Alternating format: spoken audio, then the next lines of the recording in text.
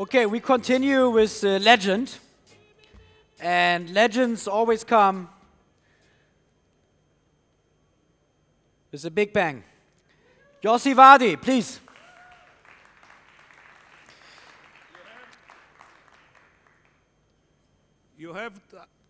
You have too many people. It's very hard to get to the stage.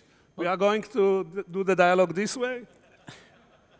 Okay. Well, when we started NOAH, Yossi said to me, hey, there are lots of conferences already in Europe, and I wouldn't lie if I say that in general, the people with the numbers and the business and bankers weren't on his favorite list of sympathies. So in order to become friends with Yossi, I had to do my own little conference.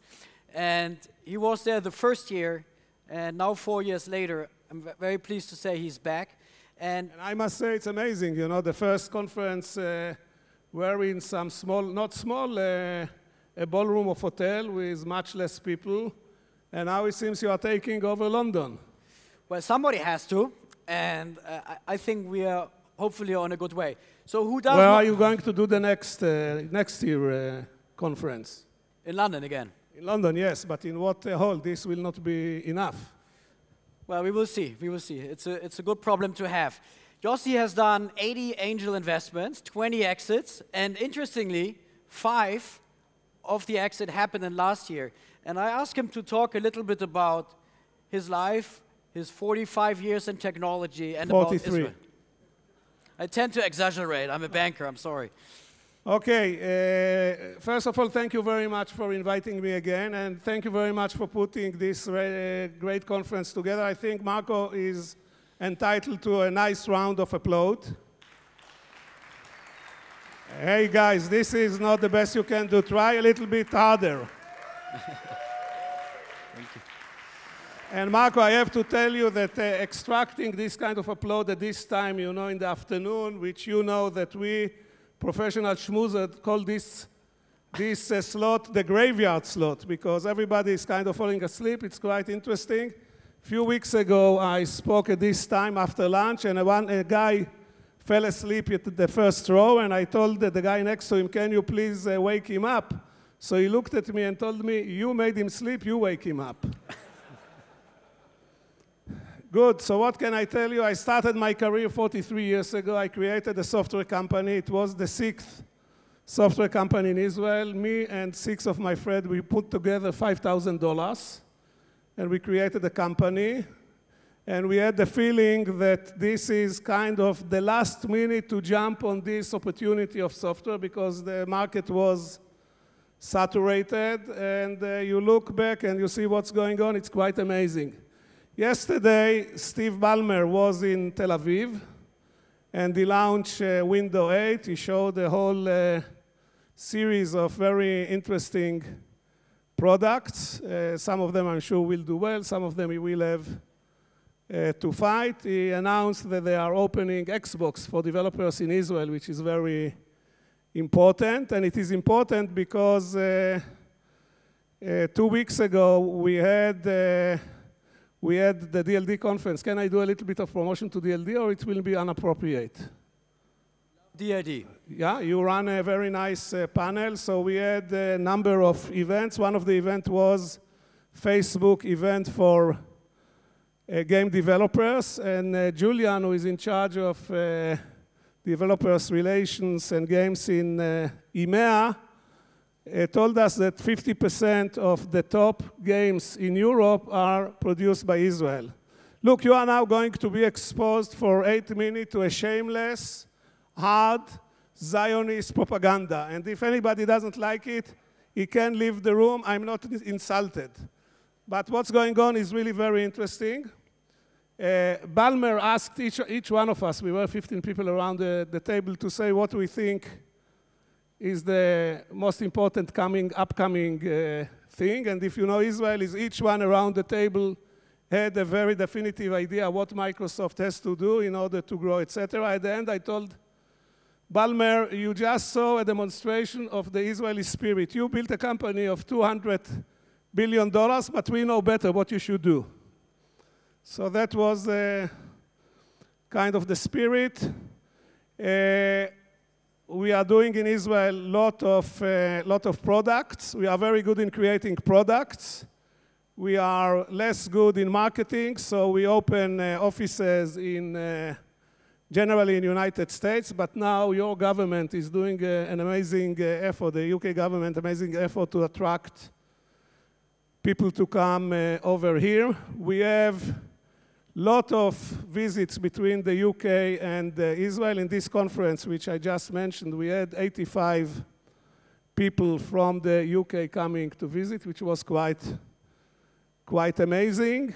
And at least as far as the internet sector looks, I'm still very bullish.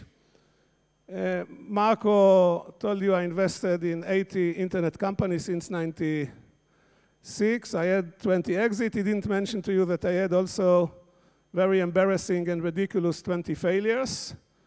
And I had also even more mishaps. You know, things which I passed away. The guy from Waze. Anybody is using Waze? Raise your hand. Who is using Waze? Who is not using Waze? So it's about 5% using Waze, 20% not using Waze, 75% either don't understand my accent and don't know what I'm talking about.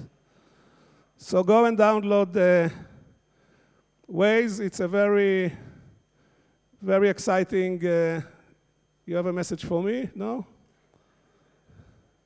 Hi. So Waze, I'm sorry? Probably another exit while you speak. Yeah.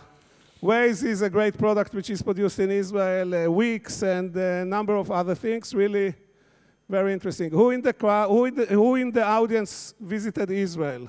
Raise your hand. Not bad. Who didn't visit Israel? Don't be ashamed. Who didn't visit Israel is planning to go and visit Israel in the near future? Okay, very good. I think you will come. You will find a lot of interesting things. You will find very active, hungry, young developers. They are very enthusiastic, very committed. Tel Aviv, as you know, is becoming one of the most important hubs for creative people, as London is doing, as Berlin, and Barcelona, some Paris, some other cities. And we would like to see a higher level of collaboration between Israel and the European industry. So all of you are invited.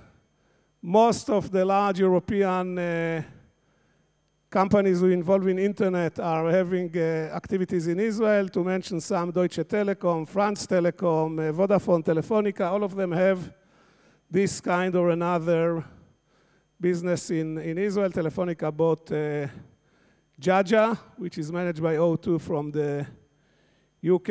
And there is a whole list of large American companies who are active in Israel. I almost would say that there is no large American company without presence in Israel. The latest one is Apple, which opened in Israel their first overseas owned manufacturing facility or development facility, which is very, very nice. There is about 6,000 startups which are waiting for you guys to come and either to invest in them or to collaborate with them or to sell their product or to do joint ventures. Israel practically has no local market. You know, we are only 7.8 million people. Yesterday, I hosted in a place which is called the Garage Geeks, a lady from China, and she told me they don't know exactly how many people are in China because it's growing every second, but it's around 1.4 billion. I told her that if we merge Israel and China, we will get the biggest country in the world. But the domestic market is small, so everybody is with his ears and eyes towards overseas collaboration. So we are geared for this kind of collaboration. How many Israelis are in the crowd? Can you raise your hand? You see there are about 10 Israelis and another 110 outside trying to do business. They know what I'm going to say. All of them heard my jokes at least 3 times, so they outside there trying to do business with you. Who already heard my jokes? Can you raise your hand? So you shouldn't invite me next year. You know, I told my wife. We hope eventually they're getting funny, that's why. Yeah, you are right. You know, I told my wife that I very appreciate the fact that she can hear me repeating my joke 100 times and still keep straight face. So she told me, no, I like to see how it is improved every time. By the way, I will tell you only one of my professional secrets. You see, I didn't bring my suspenders, so I'm losing my trousers, you know, which can be the biggest joke in a couple of minutes. So let me pull my trousers. You know that mankind and civilization fought with gravitation since the beginning of civilization. You remember Daedalus and Icarus, who flew next to the sun and the wax melted. And then Montgolfier with the balloon, otter balloon, and Wright with the airplane. But every victory of human right, of human people about, human spirit about gravitation was only temporary. There are only 2 developments which really shows the triumph of mankind over gravitation, and this is the suspenders and the rubber of the underwear, which was invented in 1932 before the internet. And these are, you never think about it, but think how grateful you have to be to the rubber of the underwear. And no one of you know even who invented it, so you can go to Google and search for it.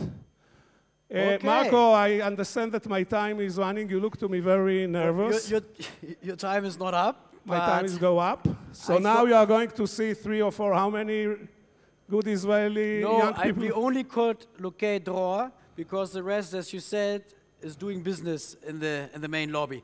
So what they should be, on the stage or on the main lobby, where you can do better business? I think you are going to do business in the lobby and join the comrades. Very good. Thank you very much for coming.